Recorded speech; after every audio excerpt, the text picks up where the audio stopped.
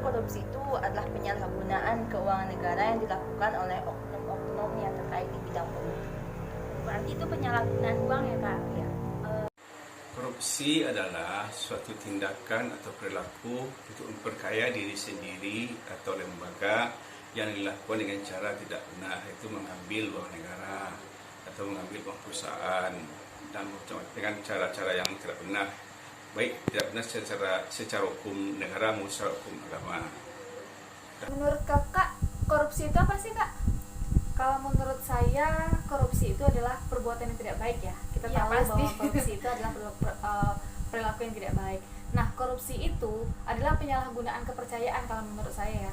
Kenapa? Karena korupsi itu biasanya dilakukan oleh orang-orang penting di yang adanya di suatu kepemimpinan lah, misalnya kan.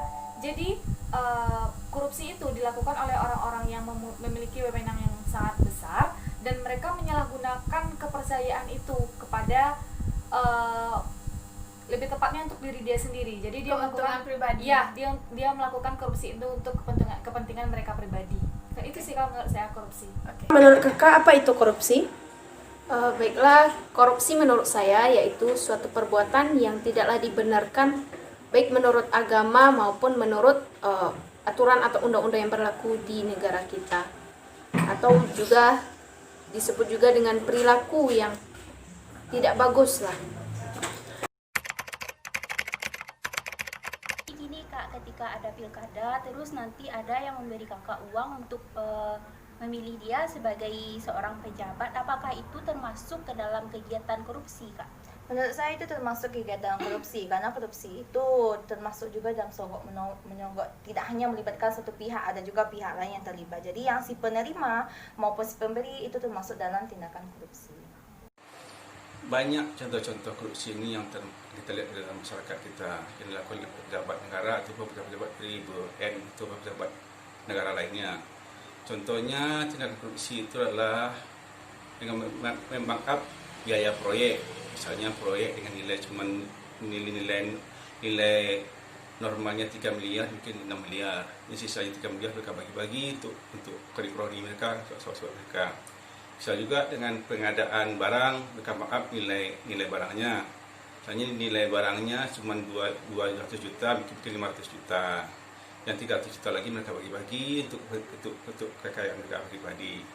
Itulah salah satunya. Dan banyak lagi contoh-contohnya lain yang berlaku korupsi di masyarakat itu. Misalnya dengan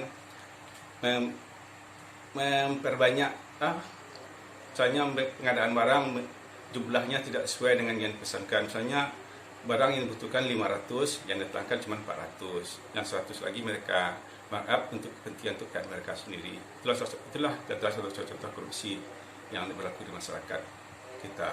Contoh perilaku korupsi yaitu dengan mengambil sesuatu atau barang yang bukanlah milik kita. Contohnya sama dengan mencuri, tapi ini berbeda. Korupsi ini lebih ke mencurinya secara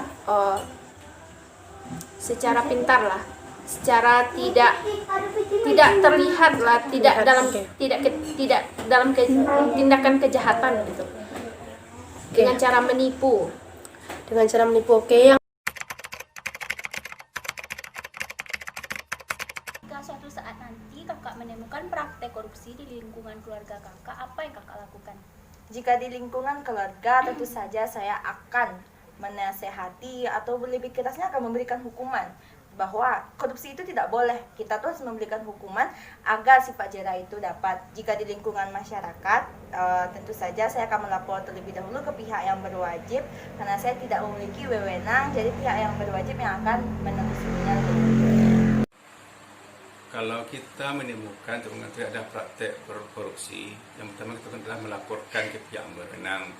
Pihak berwenang itu bisa ke atasannya, atau bisa pihak kepolisian atau kejaksaan. Karena mereka lah yang berwenang untuk mengatasi masalah-masalah korupsi ini. Bukan kita langsung bertindak. Oke. Untuk pertanyaan selanjutnya, saya ingin tanya sih sama kakak. Menurut kakak, kalau seandainya kakak menemukan praktek korupsi di lingkungan, nah tindakan apa yang kakak lakukan gitu? Kalau saya melihat adanya tindak korupsi di lingkungan sekitar ya, Mungkin saya hanya sebagai masyarakat awam ya, jadi saya tidak ada hak untuk menghakimi oknum-oknum yang melakukan korupsi. Nah, saya sebagai masyarakat umum hanya bisa melaporkan kepada yang berwajib saja. Jadi saya tidak bisa untuk menghakimi orang-orang yang melakukan korupsi karena saya tidak tahu kebenarannya seperti apa gitu kan. Jadi mungkin kalau misalnya saya tahu pun sedikit banyaknya paling saya akan melaporkan kepada pihak yang berwajib. Mungkin itu saja. Apa? Jika menemukan praktek korupsi di lingkungan saudara, apa tindakan yang akan kakak lakukan? Kalau menurut saya sendiri, korupsi apa yang harus dilakukan? Kalau menurut aturan Indonesia atau peraturan yang sudah berlaku di Indonesia kan ada undang-undang yang mengatur tentang korupsi. Nah, dikasih semacam semacam bentuk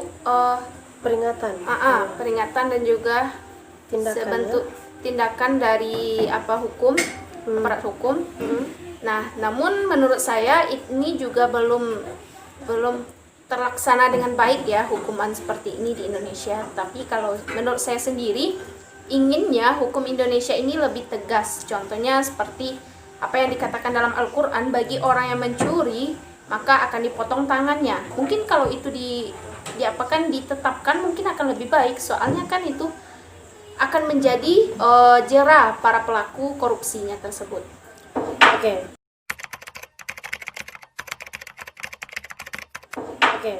Yang selanjutnya yaitu apa lembaga pemberantas korupsi di Indonesia? Lembaga pemberantas korupsi di Indonesia yaitu KPK. Oke.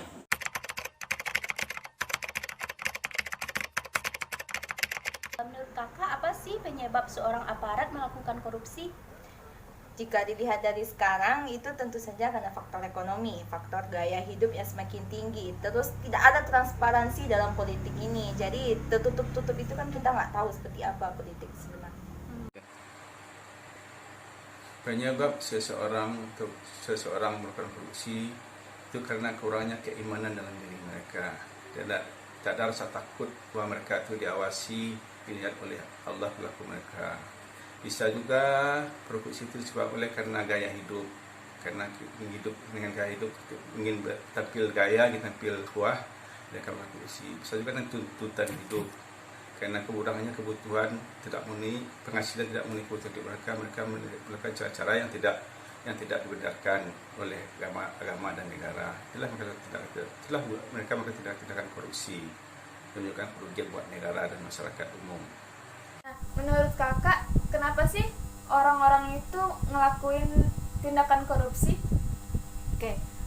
Kalau menurut saya pribadi, kenapa seseorang itu melakukan korupsi?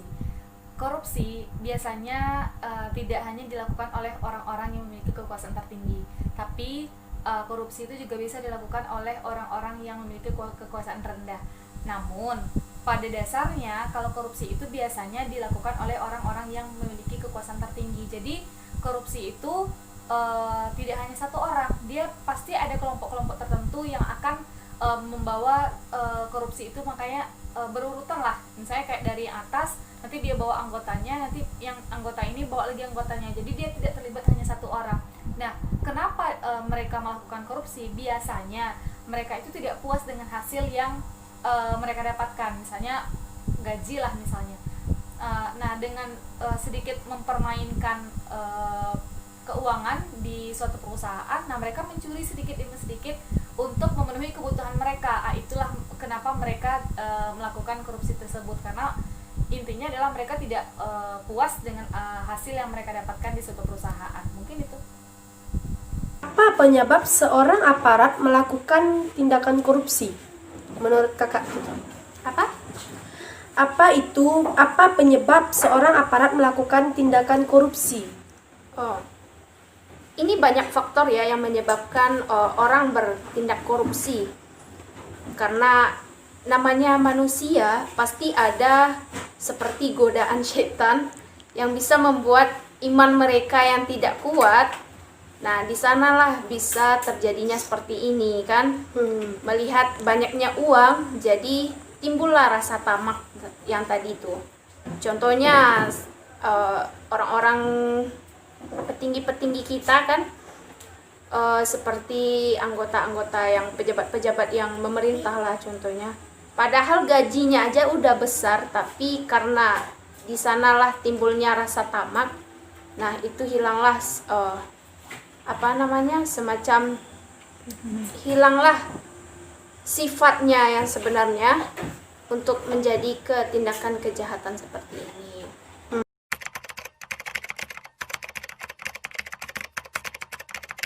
Menurut kakak, apa sih dampak korupsi bagi kehidupan bermasyarakat? Tentu saja itu akan semakin meningkatkan angka kemiskinan, yang dimana korupsi ini kan menyalahgunakan uang masyarakat. Aturannya uang ini untuk rakyat malah digunakan oleh pejabat. Jadi rakyat kan tidak mendapatkan apa-apa. Selain itu, jika kemiskinan semakin tinggi, maka tingkat kesejahteraan pun akan semakin turun. Dampak korupsi bagi masyarakat sangat-sangat merugikan selagi buat masyarakat. Karena hasil proyek-proyek dikaitkan dengan korupsi sangat tidak bermutu, tidak memenuhi standar yang berlaku. Misalnya proyek jalan tidak sesuai dengan standar, jalannya baru siap, dah hancur, dah berlubang, kesusahan lewati kendaraan. Atau dengan proyek gedung perkantoran atau proyek gedung sekolah baru selesai beberapa bulan, atapnya dah lepas, plafonnya udah copot, atau dindingnya udah, pintunya udah lepas, atau retak-retak dindingnya, dan banyak-banyak lagi dengan kualitas yang rendah, proyek dengan kualitas yang rendah. Inilah menyebabkan kerugian buat masyarakat. Seharusnya barangkan hasil proyek kesehatan itu 10 tahun, jadinya hanya beberapa tahun aja udah hancur kembali. Hal ini sangat merugikan buat masyarakat umum. Inilah korupsi yang tidak pantas, yang sangat merugikan masyarakat kita. Dampak korupsi bagi masyarakat itu menurut kakak seperti apa?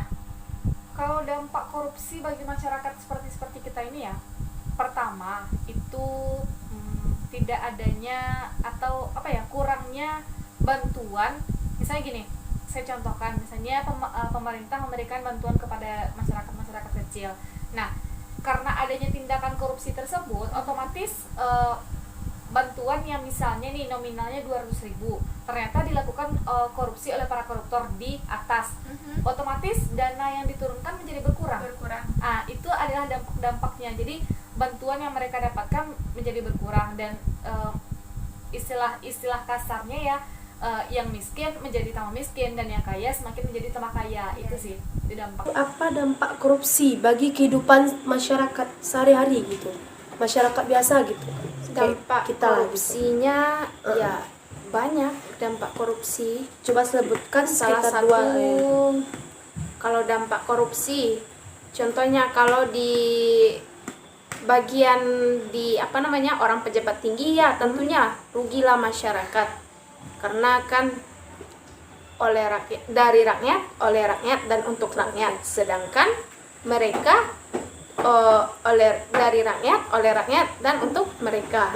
Nah, itu di sana saja bisa dampak-dampak itu terlihat kan, hanya mementingkan orang-orang yang di atas. Salah satunya yaitu masyarakat atau rakyat menjadi sengsara dengan perbuatan mereka.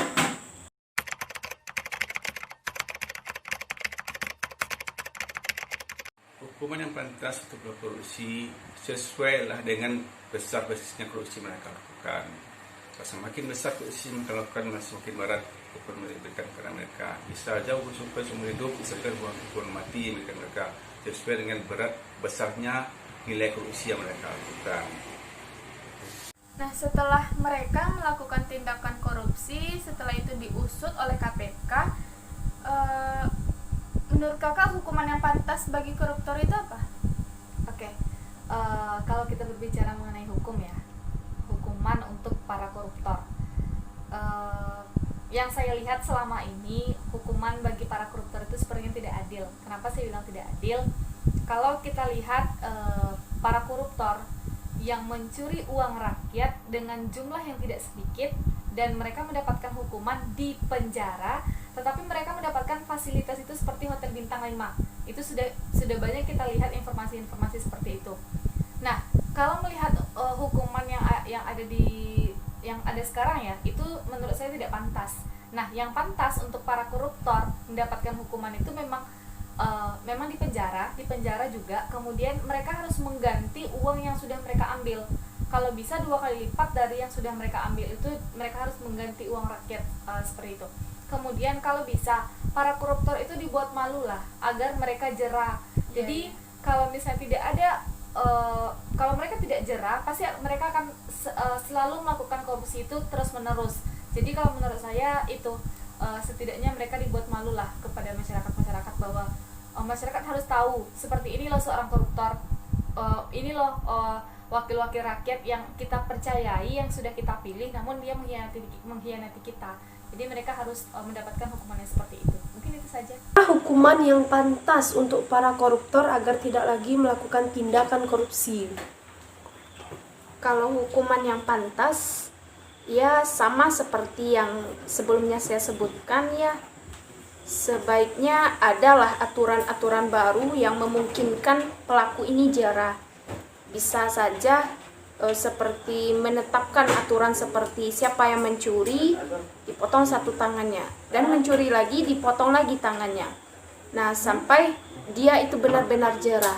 Tapi kan sekarang ada aturan-aturan yang diberlaku untuk para korupsi kan tidak begitu tidak begitu terlalu bagus untuk diterapkan, karena ya contohnya saja orang korupsi masa hukumannya sebentar dan dipenjarakan di tempat yang bagus, sedangkan orang-orang biasa yang mencuri hanya untuk makanan sehari-hari malah dia yang dipenjara bertahun-tahun lamanya.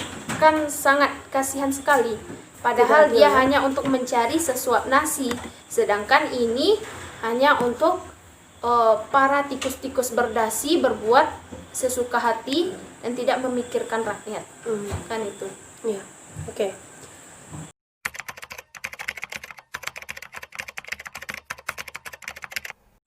Oke. Yang terakhir, apa pesan-pesan kakak buat mungkin orang yang telah melakukan tindakan korupsi gitu? Apa pesan-pesan yang mungkin bisa kakak sampaikan atau kakak beri pendapat gitu? Pesan-pesan saya tentang orang yang korupsi. Kalau peringatan sih atau hampir sama dengan solusinya kan. Ya gitu. Berarti ya saya mungkin kalau menurut saya tanamkanlah dari kecil ini sikap kejujuran pada anak-anak yang masih kecil, kan itu asal mulanya dari sana kan. Tanamkan dari kecil ini sifat jujur, tanamkan cara bertakwa dan beriman yang kuat itu dari sekarang, dari usia-usia dini sekarang.